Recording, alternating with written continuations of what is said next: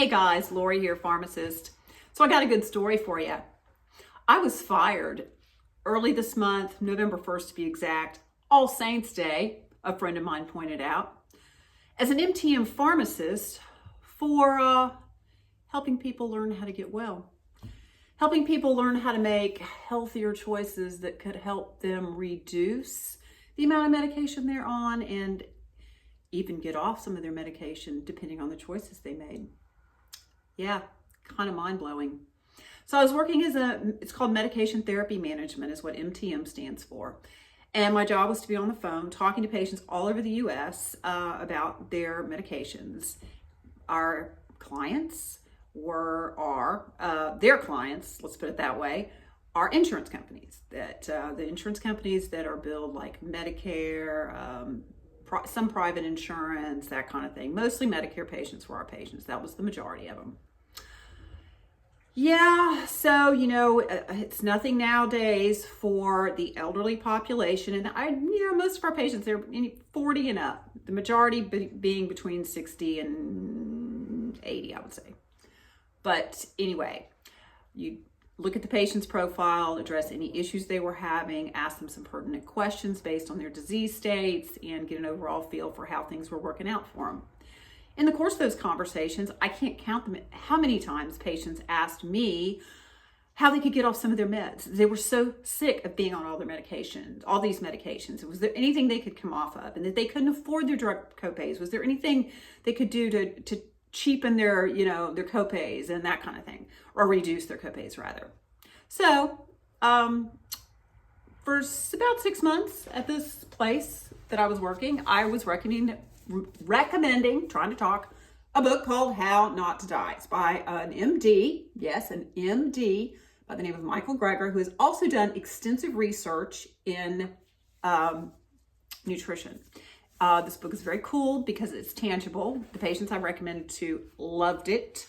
They, and each phone call is different. I mean, the majority of patients I talked to really weren't interested in improving or reversing disease, but when they were, I would talk to them about a plant-based diet, which this book promotes, and it talks about each disease state, several disease states like high blood pressure, diabetes, blood cancers, kidney disease, that kind of thing. It explains each thing in a very tangible, watered down terminology so that the patient understood what was going on in their body.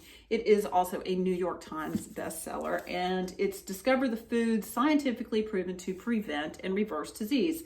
So it's not guru medicine. It's not a, guaranteed cure. It's just more like, if you're going to incorporate these things, and he has a daily dozen he recommends, you're going to see improvement and, in some cases, reversal.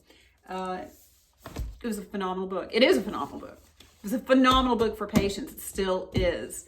And I had such great results recommending it to these patients.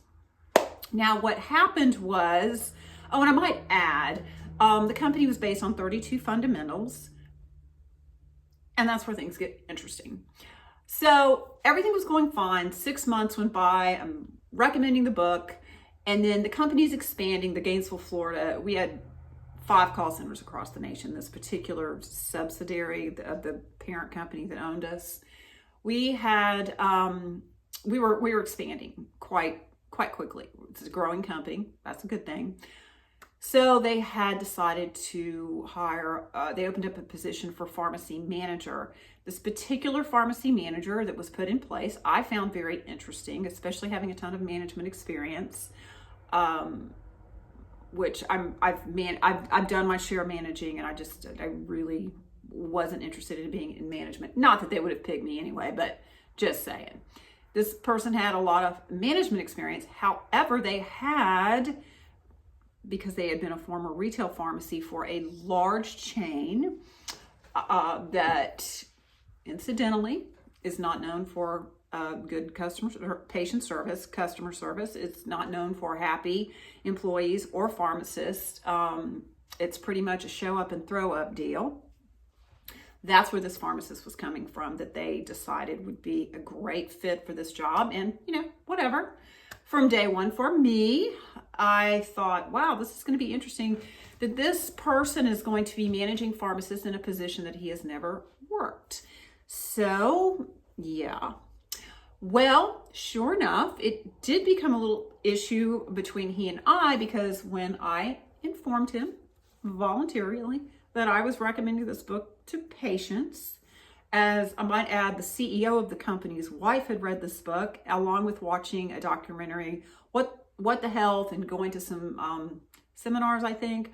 He and the CEO and his wife, who were, of course, way up the food chain, had converted to a 100% plant-based diet and had seen tremendous changes, particularly him, that he had testified to through an email I'd sent out before this person was hired. I had corresponded with the CEO, letting him know I was recommending this book, never received any issues or problems about that. Anyway, this manager comes on board and suddenly this book is an issue. It's the term was, it's non-client approved. Be careful advocating literature that's non-client approved. I'd never heard that term before. As I said, I'd been recommending the book for over 6 months, and other pharmacists knew, my 25 plus interns under me knew, or that I was supervising. So several of them had ordered the book. Yeah. So here we have this, suddenly it's an issue. I said, well, let's get it client approved. What do we need to do to get it client approved? Since I'd never heard that term, he said, well, it's a very long, arduous process. And so, I reduced the amount that I was recommending the book, but the problem is that when you take the oath of a pharmacist and one of those clauses ends, I will consider the welfare of humanity and the relief of suffering my primary concern. In my mind, part of the relief of suffering and the welfare of humanity is not only their wallet, it is their emotional well-being. It encompasses the whole person. And if I'm helping a patient reduce the medications that they're on, and they're thereby able to feel better by changing their diet, if they're able to reduce the copays that they're having to pay, if the pharmacies are adjudicating less claims, that's money in the insurance company's pocket, that's money in the patient's pocket. And if I have here's another clause of the pharmacist's oath, I will apply my knowledge, experience, and skills to the best of my ability, individual, to assure optimal outcomes for my patient. So if I have this knowledge, skills, and experience, and I do not apply it, this is the way my brain works, that to me would be unethical. Okay, so, but obviously it wasn't seen that way. So the beginning of this month, November 1st, All Saints Day, I was terminated. I was terminated as a result of a phone call that I recommended the book because the patient, as I was closing out the call, I said, do you have any further questions or concerns? He said, I do. Can you tell me how to get rid of this diabetes? Hard stab. There's the loaded question. I could have said diet and exercise. Well, sir, you just got to diet and exercise. You know how it goes. Yeah, that's real tangible. Or I could recommend a tangible way. Will he do it? Will he order it? I don't know, but he's asking me. So I proceeded to say, well, sir, with a plant-based diet, it turns out studies have shown that you can improve and even sometimes reverse diseases like diabetes if you're willing to make some changes. He had no idea what plant-based meant. So we kind of talked about that for a minute. And then I said, he was confused. How do I do that? What do I need to do? I said, well, let me recommend this book for you. And as I was recommending the book through a team chat thing that we had, I get from this manager who's obviously monitoring my call, that is not client approved, blah, blah, blah. I said, the man just asked me how to get rid of diabetes. What am I supposed to tell him? So 2 days later, I got called into the office. We got on the phone with HR, and I was told that because I was continuing to promote non-client approved material, that they were separating from me, terminating me. I sat there dumbfounded because that was a mind blower. And I listened. And I said, they said, do you have anything else you'd like to say? And I said, yeah, I do. I cannot believe that I am being fired for helping people. You know, I mean, when you look at the scope of the potential, and one of our their advertising points to clients is that we help reduce medication cost. Apparently not. Not with this method. Not with helping patients understand tangible ways that they can actually get better. Not that method. Anyway, yeah. So I was terminated. You know, the company's established on 32 principles. The first one, do the right thing always. How do I get rid of my disease? How do I get rid of my diabetes? Well, I don't know. Think team first. Deliver legendary service. Speak straight. Take ownership. Assume positive intent. You know, it just goes on and on. And yet,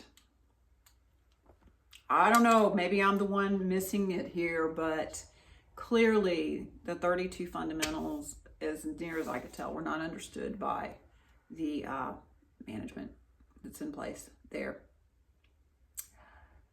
What do you do? What good are 32 fundamentals if you don't have a management team that can actually implement it, if they're so confused, cannot think their way out of a paper bag? It's scary. Scary for the patients. Most scary for the patients, because their blood is on our hands. And I realize that I'm a different cat, if you will, because I have studied nutrition and other things extensively.